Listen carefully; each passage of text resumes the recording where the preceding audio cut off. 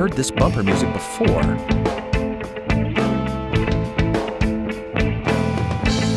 There seem to be a few minor differences, however. Let's talk about them. You may find it helpful to follow along with this episode, number 8, on our website, musicstudent101.com. Here are your hosts, Jeremy Burns and Matthew Scott Phillips. All right, so let's talk about minor keys. Yes, and just so you know, if you haven't listened to our segment on major scales, this might be a good time to do that.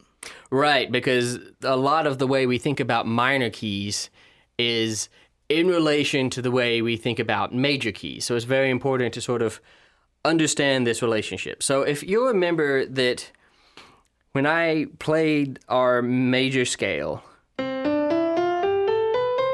and that is just C major, so it's all white keys on the piano. It is all natural notes. There's no sharps, no flats.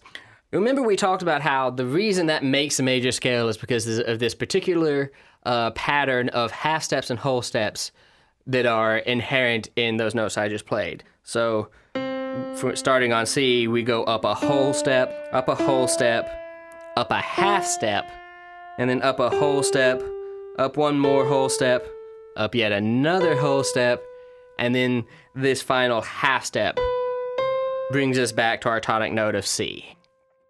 So that pattern is whole, whole, half, whole, whole, whole, half. Right. Well, and we also talked about how, once we have that pattern, we can transpose it in various number of ways all the way around, start it literally on any note we want, and as long as we're maintaining that pattern, we will get major scales starting on any other note of all the 12 notes. So take that same pattern, start it on E, start it on F sharp, start it on G, whatever. That'll be the major scale you're in. Absolutely, as long as that half-step pattern is maintained. Correct. Well, if I take this particular scale that has no sharps and no flats in it, and it's going from C to C,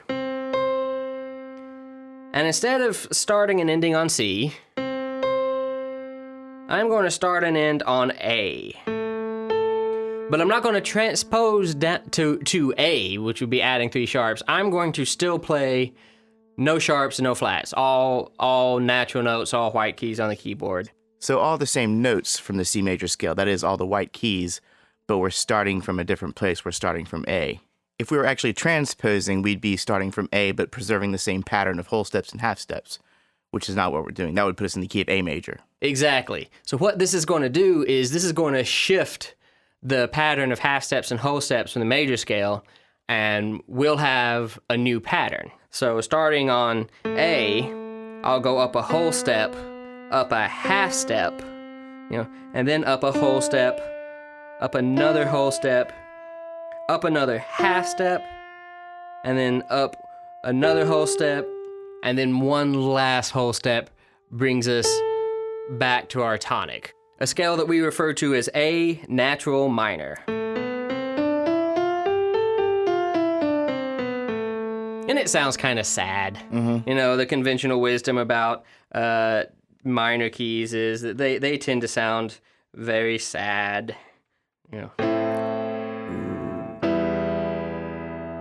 That's very sad. Yes, I'm so depressed. Very somber. Yes, very somber. But it's still my favorite. I still prefer minor keys over major keys for some reason.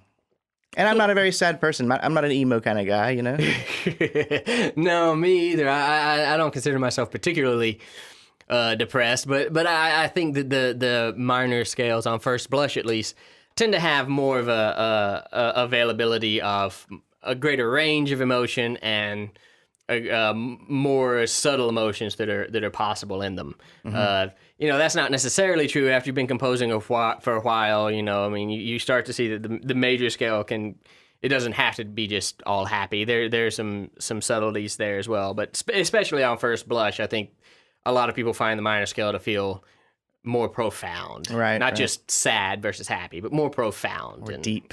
Right, yeah. All right, so we have this new scale now, and we have this new fingerprint. What is that fingerprint, Jeremy? That would be whole step, half step, whole step, half step, whole step, whole step. Right. So we have this new pattern, new scale, new sad, depressing sounding scale. And just like we did with the major scales, where we went around the circle of fifths, adding sharps as we go clockwise, removing sharps or adding flats as we go counterclockwise, and creating all of these new scales of a major scale on any note we want, we can do the same thing with the minor scale, with just a little bit of a change in our process. So if you're thinking of the circle of fifths with C major at the 12 o'clock position, that's going to put A major at around 4 o'clock. Just think of rotating that so that A minor is now in your 12 o'clock position. Okay. That is the natural minor scale that has no sharps or flats, A natural minor. So if we're looking at a clock face, and now the A is at the top of the clock face, or the A minor, then we continue the same pattern as we would have with the major scales. We go up a fifth. Right. So we can count up 5, and point of order with the major scales and with the minor scales. When I say count up 5, I mean that your tonic note is 1. Right. So don't start on A and then count up and have B be 1. You should start with your tonic, and A is 1. 1, 2, 3, 4, 5. So that you land on scale degree 5, the 5th note of the scale, what we call the dominant. So we land on 5, that gives us E. So I can play this scale from E to E now, and I'm going to make one single change every time. I'm going to sharp the second. Okay. Which means I'm going to raise scale degree 2, the second note of every scale, by a half step. So I'm going to play E, and rather than F, I'm going to play F sharp, raising that by a half step, sharping the second. And this is after we've gotten through the A minor scale. Right. We don't sharpen on the second one on A minor. No. This is once we've gotten to that 1 o'clock position, so to speak, on the circle. Exactly. Yeah. A minor has no sharps or flats. Right. Right. So we're going to go E, sharp the second, F sharp, and then G, A, B, C, D, E. And I now have the E minor scale. We can do this again if I'm on E and I count up to the 5th scale degree. So E is 1, F sharp is 2, G is 3, A is 4, B is 5. On 5, I am on B. I'm going to play the B scale by sharping the second again. So B, C sharp rather than C. Sharp the second note. B, C sharp, D, E, F sharp. Just like in the major scales, once these sharps come in, they don't leave as long as you're going clockwise around our circle. Right. F sharp, G, A, B. And I have the B minor scale.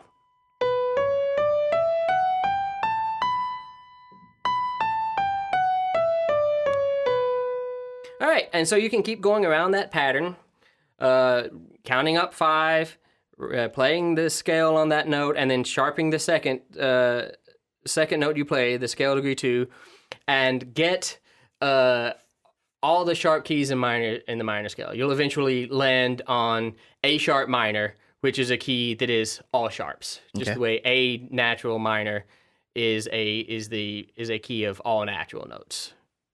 Something else that's neat you may have noticed here, what was that first note we sharped when we went to E minor? That would be an F sharp. And what was the second note we sharped when we went to B? C sharp. What do you think we will sharp when we go to F sharp? I would think that would be the G sharp.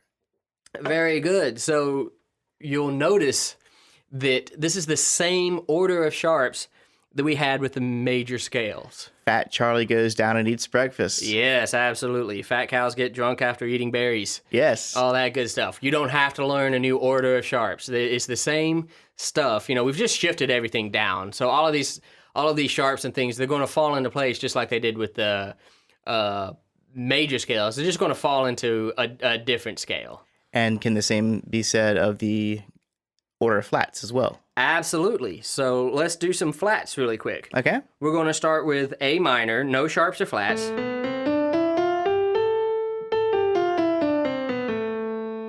And just like we did before, we're going to count up 4. Again, when I say count up 4, I'm counting scale degrees. So A is the tonic. It's scale degree 1. So 1, 2, 3, 4. That's a D. That is a D. We're going to play this scale starting on D, but we're going to do one little thing. We are going to flat our 6th note. So scale degree 6th, the 6th note in our scale, the 6th note we play, we are going to lower that by a half step. Okay. So we're going to play D, E, F, G, A. And now that we're on our 6th note, which is B, we're going to lower that by a half step and play B flat. And then continue on a whole step above that, which is C, and a whole step above that, which leads us back to our tonic D. And we have D minor, which has 1 flat, and that flat is B flat. That was fun. Let's do another. Let's do another. So if we're on D, we're going to count up 4. 1, 2, 3, 4. We land on G, and we're going to play the scale we just played, but from G to G. So G, A, B flat, the B flat stays there. B flat, C, D, and this puts us on our 6th note. And that 6th note, we are going to lower a half step and have E flat. And then F, G. And we have the key of G minor.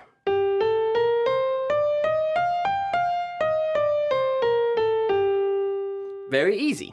All right. Right? So, and again, we can keep going up this pattern, keep doing this over and over until we reach A flat minor, which will be a key, a natural minor key that is all flats. All the notes in it will be flat. Just like A minor, all the notes are natural, and in A sharp minor, all the notes are sharp. Really easy. And just like the order of sharps, our order of flats, B, E, A, D, G, C, F, will be the same thing. We'll the order of flats will come in. We will have B flat, E flat, A flat, D flat, G flat, C flat, F flat. Okay, well, I think this is making sense so far, but here's a problem that I think a lot of people are going to run into. Oh yeah. Yeah. We talked about major scales and minor scales and their key signatures. But what if I look at a key signature and it has just 1 sharp in it? Well, we discussed earlier that could be a G major. It could indeed. Or it could be an E minor. It could indeed. Now, that would mean that the G major and E minor have that in common. That means they had that 1 sharp, that F sharp, the E minor and the G major. This is what we mean by a relative minor. You'll notice that, as Jeremy was saying, we have a whole bunch of minor scales now, and they share key signatures with our major scales. They share the order of flats, the order of sharps, all that still applies. The only thing that we really have changed is the tonic note. So when a key has the same key signature, but a different tonic note, meaning a different note that you started the scale on, then we call that relationship relative. So for example, A minor is the relative minor of C major. Because it's all the same notes. Exactly. B minor, relative minor of D major. If you were to go around the sharps until you find B, you'll find that B minor has 2 sharps, F sharp and C sharp, same way that D major was. Here's the problem a lot of you guys are going to run into early on. You're looking at a key signature, it's got 1 sharp or whatever, but for this example, let's just say it has 1 sharp. How do I tell if that's a G major or an E minor? That's a very good question. It's not something that you can necessarily determine just by looking at the key signature. Right. So you have to kind of use the other notes in the music as a context.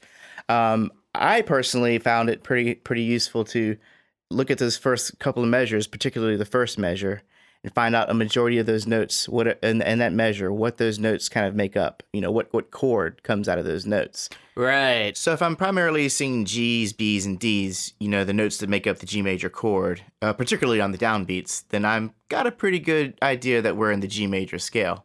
However, if I see the E's, G's, and B's, the notes that make up the E minor chord, then it's probably a good bet that we are in E minor. Right, yeah.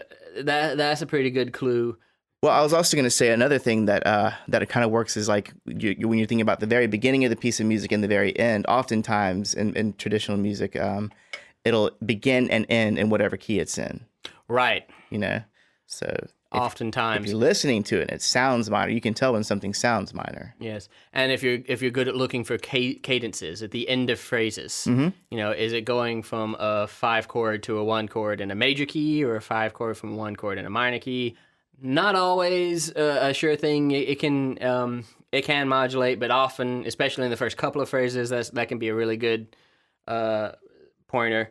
Also, if you listen to the music, I don't think many people, once they listen to music, have a huge problem being able to tell a minor key from a major one. Right. Not generally. It can be tricky in some instances, but if you have an ability to listen to a recording of what you have, then telling which key you're in becomes kind of a piece of cake. And this is one of those things, like everything else we do in music, it takes practice, being able to look at a score and say, oh, that's not E major, that's C sharp minor. But for the time being, it's very important to be able to find these relative majors and minors really quickly from each other. So because if you're looking at a key signature and it has A sharp, 3 sharps in it, that could be A major, that could be some minor. Well, what minor might that be? Well, here's the thing: the way to find the relative minor of a major scale. For example, the one, let's just pick one at random.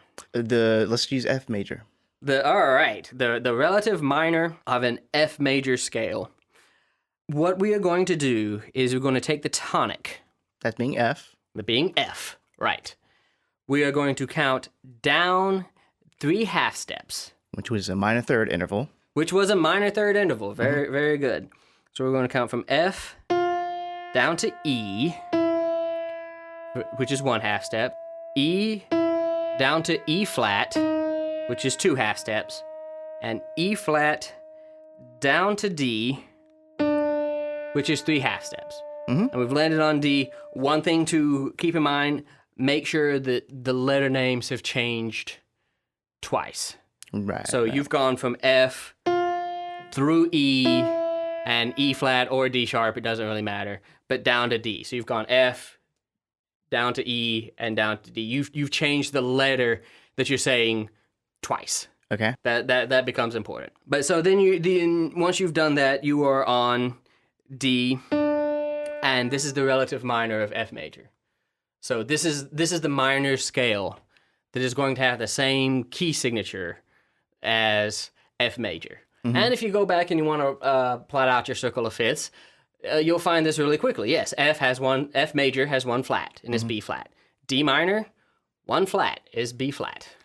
So if you want to find the relative minor of a major key, you can go down a minor third from the root, or you can go up a major 6 from the root. Right, yes. It's just going down a minor third is going to turn out to be easier. When you're going to up a major 6, you're running the risk of making simple mistakes. It's more risky to do that. You know, if you're really, really good at counting, then you can certainly go up a major 6. It's the same note either way. It's the same note. You'll end on the same note. Okay. What about the inverse? What if I want to find out the relative major of a minor key? So if you want to find the relative major of a minor key, you essentially just reverse this process. So give me a random minor key, Jeremy. Let's do, let me throw something at you. Let's do C minor. Okay, C minor. If you want to plot up your circle of fifths in the minor scale, you'll find that C minor has 3 flats. Not that matters. All right, let's say at the moment, let's say C minor. Again, instead of counting down, we're just going to count up 3 half steps. And again, make sure that you change letter names twice. Okay. So we're going to go C, up 1 half step, which is D flat or C sharp. Doesn't really matter at this point. We're going to go from D flat up 2 half steps and land on D. And then we are going to go from D up our 3rd half step and land on E flat. And this time it does matter. because it has to be E flat because we have to change our letter names twice. Okay. Right? If we call that D sharp, we've said C, we've said D, but that's only we've only changed once. Yeah, you don't want to say the same. If you're counting up a scale, you don't want to use the same letter twice. Exactly. That's why, we want to use diatonic stuff to find diatonic scales. So we call that E flat. We've gone from C up through D up to E flat. Our letter names have changed twice. We said C, we said D, we said E. E flat at least. And that is the relative major scale that has the same key signature as C minor. It is E flat major, which has 3 flats: B flat, E flat, and A flat. Then before we move on, we'll go ahead and review one more time. If you want to find the relative major key, the relative major of a minor key, you go up from the root of that minor key, 3 half steps. That note you land on will be the tonic. Making sure you've changed letter names twice. Yes. That letter you land on will be the tonic of the major key it's in. And likewise, if you want to find the relative minor of a major key, you move down 3 half steps. And that note you land on will be the tonic of the minor scale. Right. Again, making sure that you've changed the letter names twice. Gotcha. And incidentally, finding the relative major, this is the same process we use if you would just want to find the minor scale. If somebody says, what's the key signature for... Give me well, you've already done that. Let me try. A good minor key? Okay, so what if some random guy just comes up to me on the streets and sticks a gun to my head and says, I'm going to kill you if you don't tell me what the relative minor, what the C sharp minor scale is? Right. Well, if somebody is running around the streets, pointing guns in people's heads and demanding key signatures, then society has definitely hit a new low. I think it's met a new high. It met a new high. We will execute you if you can't tell us your key signatures. If you're not smart enough, we'll kill you. Right, yeah. Poor John, he said that G minor had 3 flats once, and we haven't seen him again. He's disappeared. Right. It's like Big Brother, but no, if you just want to know, what is C sharp minor? Mm-hmm. Great. Well, we use the same process that we use to find the relative major. It's sort of the same thing. So you're just going to take the tonic of whatever minor scale you're trying to find. In this case, C sharp. C sharp, and you're going to apply this counting up process. So from C sharp, count up 3 half steps. So our first half step brings us to D. Our second half step brings us to D sharp, and our third half step will bring us to E. And we have changed letter names twice: C sharp, D, E. So there you go. E major is the relative major of C sharp minor. So you just plug in the key signature of E. So all right. So if you want to find the key signature of C sharp minor, then you think, okay, you count up 3 half steps, you land on E. You think of the key signature of E, which is what? Key signature of E, that would be 4 sharps. 4 sharps. F sharp, G sharp, C sharp, and D sharp. And that are the same 4 sharps that are going to be in C sharp minor. So what if the same guy comes up to me with the same gun, and instead he has... Somebody needs to arrest this dude. They Jesus. do, but in the meantime, he's at large, and he's come up to you again, and you got the first answer right, but now he still wants to kill you. So he has in his hand this piece of paper that has a key signature on it. And this key signature has 3 sharps in it. Right. And he says, what minor key is this in? What minor key is this in? Well, if he does that, then what you're going to need to do is you've got the key signature, right? You've got 3 sharps. So what you need to find is the minor scale that goes with it. Right. So we would take the major key signature that has 3 sharps. What is that again? Yeah, that would be A major. Right. So we take A major, and we count down our 3 half steps. A, down 1 half step to G sharp, down 2 half steps to G, and down our last half step to F sharp. And this is another one of these cases you have to say F sharp instead of G flat to make sure that your letter names have changed twice. Gotcha. From A down to G down to an F. And there you have it. F sharp minor has 3 sharps, just like A major. And those sharps will be F sharp, C sharp, and G sharp. Well, that's cool if someone knows their major key signatures. But if you don't even know your major key signatures, I got a little technique you can use. Wow. Okay. So if you don't know, and we are not advocating you not knowing your major key signatures By here, any means. people, just to get that clear. But if you're experiencing selective amnesia from the stress of the gun in your face, Which happens. Yes. I'm not sure if you'll be able to do this with a gun in your face, but just in case, if you're looking at a flat key signature, and say, for example, we have 3 flats, well, you take that very last flat, which in this case, based on our order of flats, Big Ed and Dan go camping frequently. Big Ed and, that's an A flat. The third one's an A flat. Mm-hmm. Take that note and go up 4 half steps. That's a major third from that note, from that A flat. The note you land on, in this case C, will be the root note or the tonic of whatever relative minor scale or key signature you're trying to find.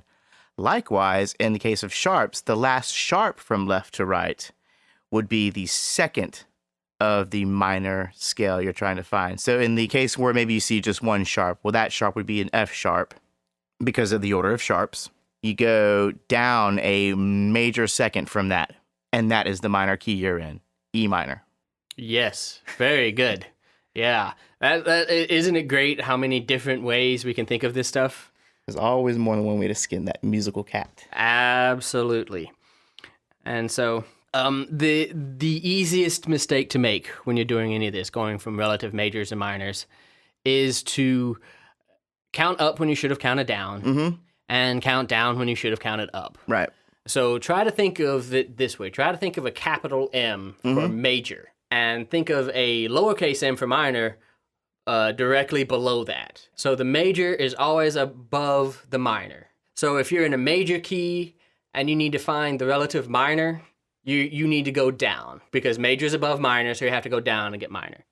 If you're in a minor key, or if you need to find a minor key, if you need the key signature for a minor key, like our guy with the gun says, what's C sharp minor? You're going to need to go up. Okay. Because because what you need is that key signature from the major scale, which you've hopefully memorized, and major is above minor, so you will have to go up. Just envision a capital M and a lowercase m with the major above the minor. Okay. And that should help you keep it pretty straight. And in general, anytime you're going from if you're playing a minor chord, for example, you play like an A minor chord for us, Matt. A minor. By sharpening that third, we'll get an A major. Right. So anytime you go from minor to major, just think of yourself as rising. You're raising. Right. Going Yeah. up. It even sounds kind of like an ascension. Yeah. In some kind of interesting way. Very nice. Something that's much easier than this actually is what we sort of consider the other type of relationship between major and minor, which is the parallel minor. And really, the crux of this relationship could not be simpler. Technically, it is a minor that shares the same tonic, but therefore has a different key signature. Right. Remember, the relative major and minors had the same key signature, but had 2 different tonics. Well, this is just the reverse of that. The same tonic, different key signature. All that means is the parallel major of F minor is F major. Right. Parallel minor of C major, C minor. You're just going from major to minor, just up and down like that. So much easier than it sounds, right? With that big, huge definition. So to find the key signature of a parallel minor, if you're saying, well, what's the parallel minor of D major, or find me the parallel minor of D major. Well, parallel minor of D major, D minor. Right. You know that. Once you've established that, D minor, now you're just looking for a scale. So you do the same thing we always do. We have D minor. We're going to count up 3 half steps from D, making sure we change the letter names twice. We're going to find F. And so we're going to plug in the key signature for F, which is B flat. And there is D minor. That sounds like a multi-step process, and it really kind of is. But just remember that most of that process is something that hopefully you've already learned how to do. Right. So say the parallel minor of G, it's G minor. That's simple. So now you're just looking for G minor, which is something you can do. Count up 3 half steps. There's your key signature. Put it in. So we have 2 kinds of minors: the relative minor and the parallel minor. Mm-hmm.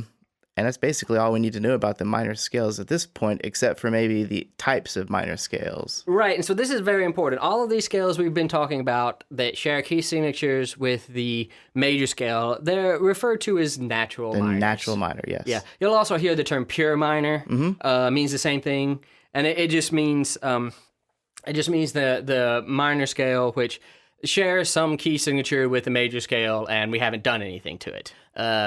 Occasionally, we will do something to it. Very often, in fact, we will do something to it. One of the main things we'll do is when we take this natural minor, and I'll just keep it simple and do A minor.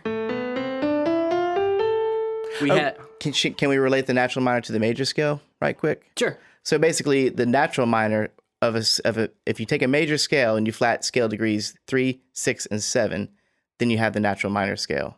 Yeah. Of that major scale. Right. Yeah. Okay.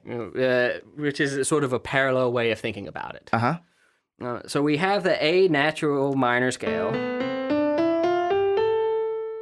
And one of the things that you'll see happening a lot is that this scale degree 7, you may remember that we mentioned that is just a subtonic right now. It's not actually a leading tone. That will just, in a very, very arbitrary, no system involved, just because we freaking feel like it, we will raise that a half step so that we do have that leading tone. The resolution, yeah. Yeah, so now we have what we call a harmonic minor scale, which is just the natural minor scale, but we have raised that 7th so we can have a leading tone. So it sounds kind of like Middle Eastern or... Kind of Middle Eastern, yeah. And when you get into actual music, it becomes really helpful because you can really resolve back to your tonic very well, because you'll end up having a chord based on the dominant. That's another good way to think of it as a harmonic minor scale. That's right. Harmonically, it works. So that's one of the major things we do of it. Another thing we do is, and this came about because when we have this harmonic minor scale, you'll notice that there's a minor third in here. Although diatonically, if we're trying to keep, all 7 notes with some flatter sharps in it, which is what we're trying to do, in case you haven't noticed, that note becomes this really weird interval called an augmented second. And historically, music scholars didn't really like that. So one of the other things you'll see happen is, in addition to raising this 7th, you will also raise scale degree 6, the 6th note. And this is what we call a melodic minor. So in that case, I have raised the 6th note of our natural minor scale and the 7th note of our natural minor scale. And we have a melodic minor. Quick little fun fact about a melodic minor: when it's ascending, the scale degree 6 and scale degree 7th have both been raised. But you lower them back down to natural minor when it's descending. Both of them? Yes. Okay. So when you're descending, you just have a natural minor scale again. So it would sound something like this. Starting with scale degree 1, 1, 2, 3, 4, 5, raise 6, raise 7th, 8, or 1, tonic again. And going back down, 1, natural 7th, not raised, natural 6, not raised, 5, 4, 3, 2, 1. So just to put all these next to each other so we can all hear the difference, let's do that one more time. Right. From the A natural minor, let's just hear the A natural minor by itself. All right. A natural minor, ascending and descending.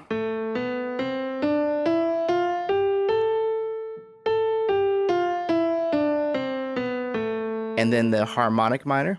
A harmonic minor, ascending and descending.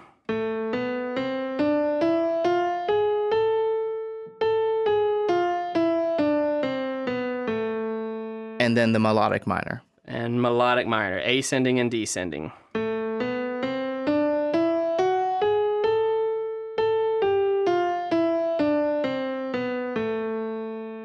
Yeah.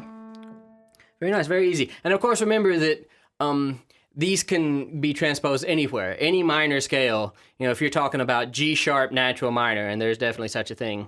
If you want to make G sharp harmonic minor, you just take that 7th note and raise it a half step. Right. You'll find yourself occasionally having a note that is flat and raising it a half step means making it a natural.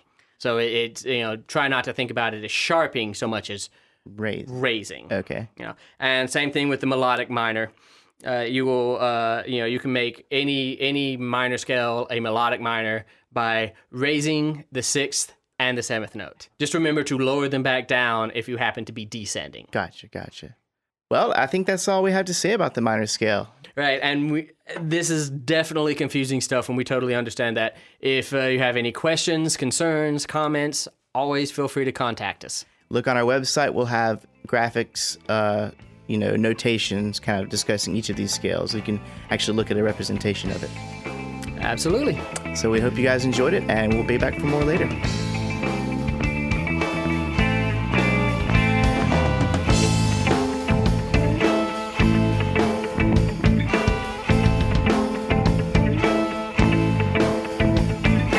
If you found this information helpful, please share it with a fellow musician.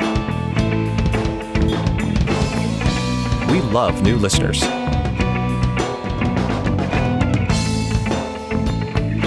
For questions or comments, you can reach us at info@musicstudent101.com.